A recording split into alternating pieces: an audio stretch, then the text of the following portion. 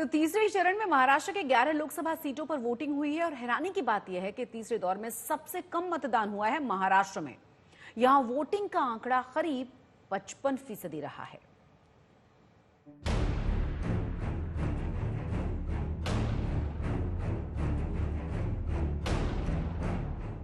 तपती गर्मी और सूरज की तपिश के बीच महाराष्ट्र की 11 सीटों पर मतदान पूरा हो गया, लेकिन रात 8 बजे तक के मतदान के आंकड़े बता रहे हैं कि 2019 के मुकाबले वोटर घर से कम निकले।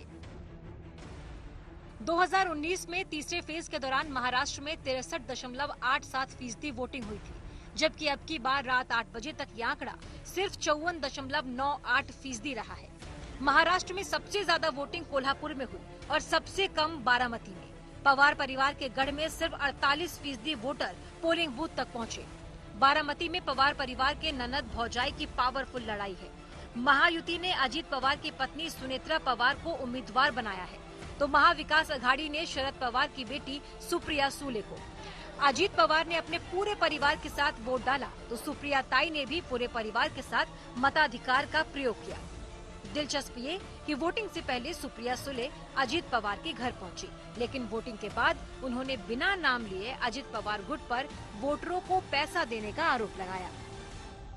कि एक सशक्त लोकतंत्र में हमेशा हम बहुत विश्वास करते थे और हर इलेक्शन महाराष्ट्र में बहुत अच्छी तरह हुआ करता था। ये पहली बार मैं देख रही हूँ कि इतनी गंदी राजनीति हो रही है और जिस तरह से ये वीडियोस वायरल हो रहे हैं, ये एक सशक्त लोकतंत्र के लिए बहुत गलत है और बहुत दुख की बात मेरे लिए, क्योंकि मेरा यहाँ इमोशनल अटैचमेंट है।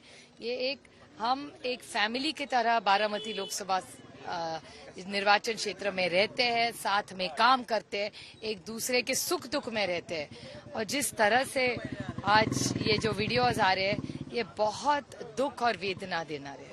आपके भाई है, उनकी पत्नी यहाँ खड़ी है, वो ये सब कर रहे हैं, क्या लग रहा है आपको इस बारे में? समझ में नहीं आ रहा है कौन है, लेकिन महाराष्ट्र के खिलाफ एक बहुत बड़ा षड्यंत्र अदृश्य शक्ति करती आ रही है।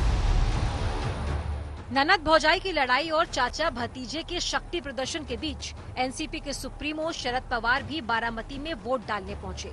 उधर सोलापुर में कांग्रेस के दिग्गज और पूर्व केंद्रीय मंत्री सुशील शिंदे अपने परिवार के साथ वोट डालने पहुंचे। सुशील शिंदे की बेटी प्रणीति शिंदे को कांग्रेस ने सोलापुर से उम्मीदवार बनाया है। जिस तरह से 2 महीने से मैं घूम रही हूँ लोकसभा मतदार संघ में, दिखाई दे रहा है कि लोगों में बहुत एक गुस्सा है बीजेपी के खिलाफ, क्योंकि जो उन्होंने प्रॉमिस किए थे वो डिलीवर नहीं कर पाए।